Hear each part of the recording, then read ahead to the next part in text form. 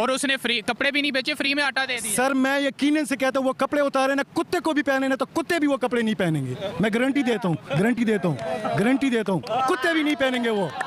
मेरी बात सुने, मले में जाए ना, मले में तो लोग बिजली अपने घर में रहकर भी रो रहे हैं। 20-20, 30-30 हज़ार रुपये बिल आ रहे हैं, कहाँ से पूरे करें? मेरा यहाँ घर है, मैं पिछले महीने में जो है ना 20,000 रुपये का बिल भरा हुआ है। अभी तो इन्होंने और भी बढ़ा दिया 7 रुपये।